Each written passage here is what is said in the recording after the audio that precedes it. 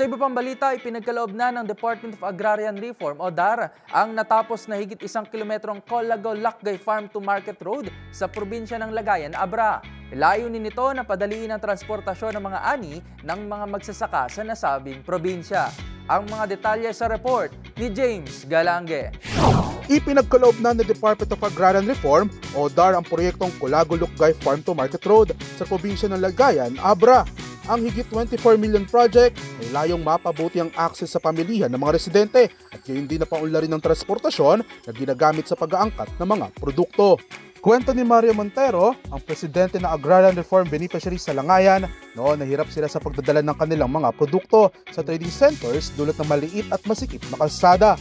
Ang naturang farm to market road ay may haba ng higit 1 kilometro, sapat upang mapabuti ang mobilidad sa agrikultura at mapalawak ang akses sa ekonomiya sa bayan ng Lagayan.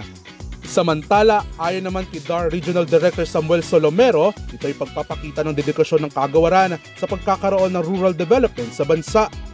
Anya, ang pagpapagawa ng daan na hindi pa sapat kundi kailangan rin magamit tungo sa pagpapaunlad ng kanilang kabuhayan, tulad ng access sa training, paghahatid ng essential support at services. Sinimulan namang ipagawa ang naturang proyekto noong Hulyo ng nakaraang taon. Para sa DZRH TV, ito si James Galange, una sa Pilipinas, una sa Pilipino.